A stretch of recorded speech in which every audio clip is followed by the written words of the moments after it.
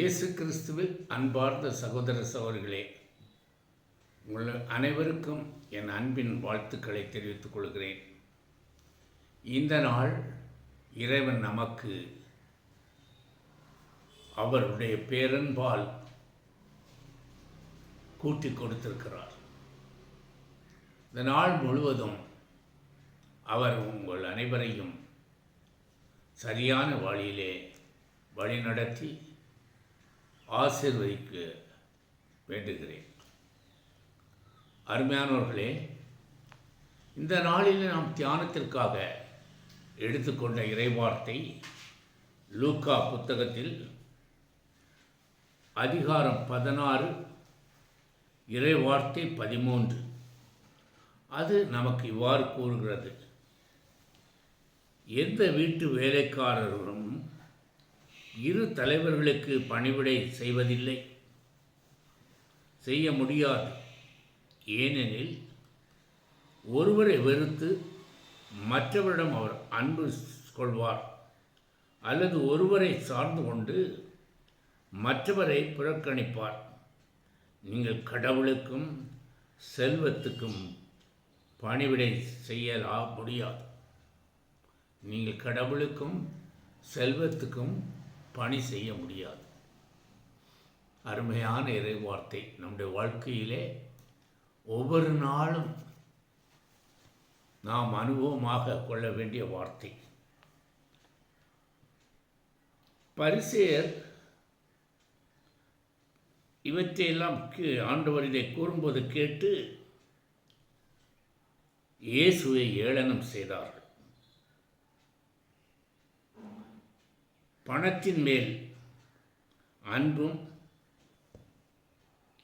இறை அன்பும் இணைந்து செல்ல முடியாது நாங்களே என்பதை நாம் நற்செய்தி வழியாக லூக்கா நமக்கு வெளிப்படுத்துகிறார், அழுத்தமாக கூறுகிறார். விவிலிய மேற்கோள்கள் சிலவற்றை சுட்டிக்காட்டி பணத்தின் மேலுள்ள ஈடுபாட்டை பரிசேயர் நியாயப்படுத்தினர். தொடக்கத்தில் பணம் இறைவன் ஆசியாகவே கருதப்பட்டது.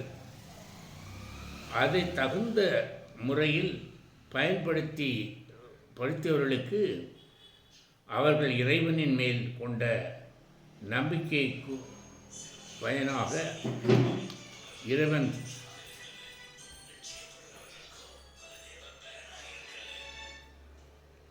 சொந்த சொத்துக்களை தந்துள்ளார் என்று அவர்கள் நம்பினார்கள். ஆயினும் காலப்போக்கில் பணம் ஆபத்திற்கிட்டு செல்வதையும் இறைவனில் உள்ள நம்பிக்கை தளர்ச்சி ஏற்படுவதையும் அடிப்படையாக காண்கிறோம். அருமையானவர்களே, இன்று உலகத்தில் மக்கள் மத்தியிலே பணத்திற்கு முதல் இடம் கொடுக்கிறார்கள். காசேதான் கடவுளப்பா.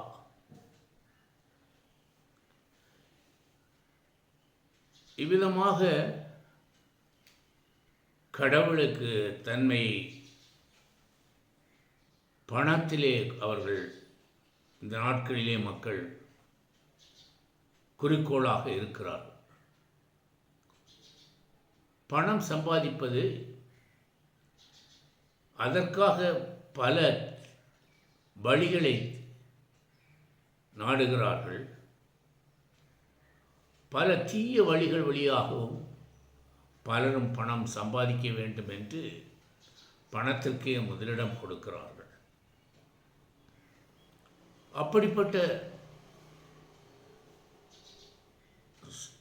வருவாய்கள் காலப்போக்கிலே பலரும் அதனால் சீரழிந்து போவதை நாம் பார்க்கிறோம்.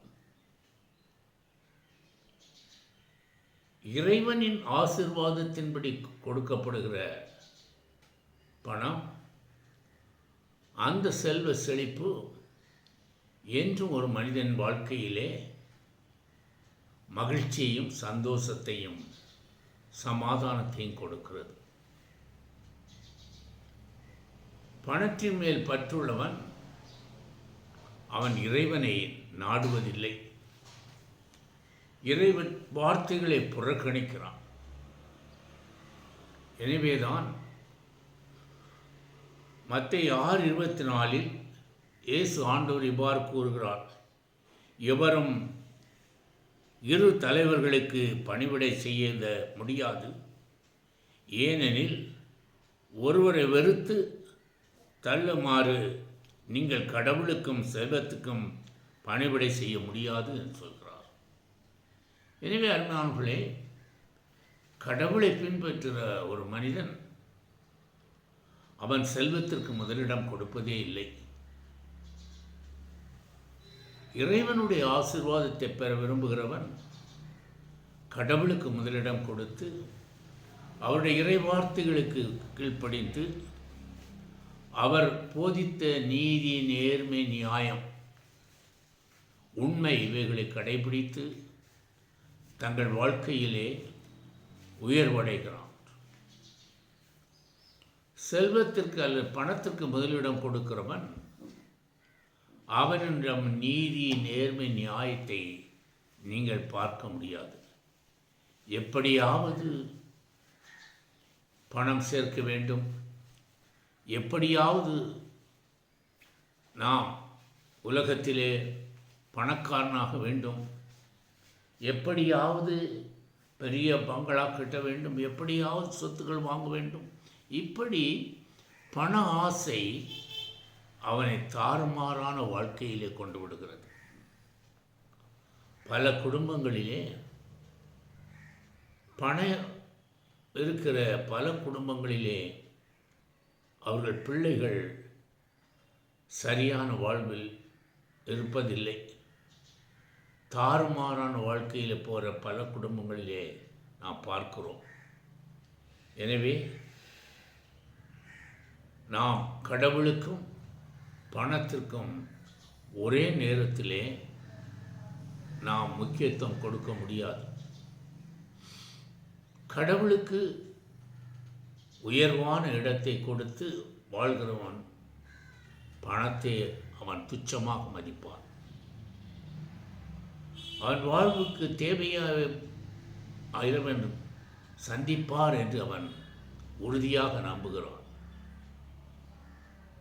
அவ்விதம் இல்லாமல் பணம் மாத்திரம் போரும், பணமே இந்த உலகம் எல்லாம் என்று நினைக்கிறவன் அவன் வாழ்க்கையிலே தாறுமாறான வழியிலே நடந்து மற்றவர்களுடைய கஷ்டங்களையோ துன்பங்களை பற்றியோ அவன் நினைப்பதில்லை. குறுக்கு வழிகளிலே சென்று அவன் பணம் சம்பாதிக்கிறான். அப்படிப்பட்ட அவனுடைய வாழ்க்கையை நீங்கள் இறுதியிலே பார்த்தீர்கள் என்றால் பல குடும்பங்கள் மிக மிக கஷ்டப்படுவதை நாம் பார்க்கிறோம். நேர்வழியில் பணம் ஈட்டாத குடும்பங்களிலே பல குடும்பங்களிலே அந்த குடும்பங்கள் பிள்ளைகள் கஷ்டப்படுவதை நாம் பார்க்கிறோம். பலவிதமான பிரச்சனைகளுக்குள் அவர்கள் செல்வதை நாம் பார்க்கிறோம். அருமையானவர்களே, இந்த நாளில் கூட உலக போக்கு என்படி பார்த்தோம் என்றால் அரசியலிலே இருக்கிற பலரும்